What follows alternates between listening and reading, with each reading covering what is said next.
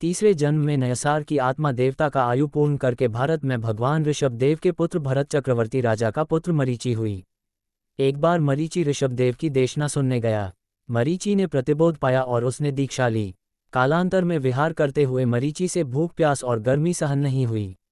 उसने सोचा कि घर जाऊंगा तो लोग अपमान करेंगे, इसलिए वह श्रावक बना और साधुओं के साथ ही रहने लगा। पर उसने अपना वेश बदल लिया। अब वह सफ़ेद से रंगीन कपड़े पहनने लगा, नहाना भी शुरू कर दिया, बालों की शिखा रखी, साथ में छाता रखा, चप्पल पहनी। इस तरह वह त्रिदंडी सन्यासी बन भगवान के साथ ही रहने लगा।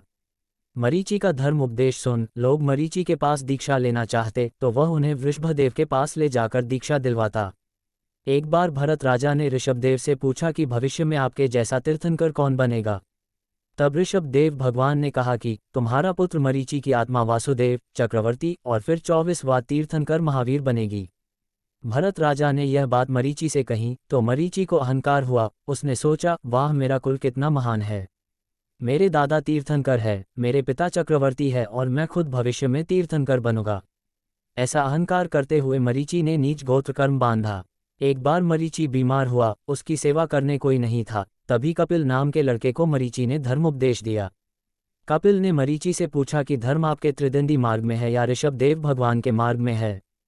तब मरीचि ने कपिल को अपना शिष्य बनाने के लालच में झूठ कहा कि धर्म मेरे मार्ग में भी है। इस झूठ के कारण मरीचि ने अपना संसार बढ़ा दिया।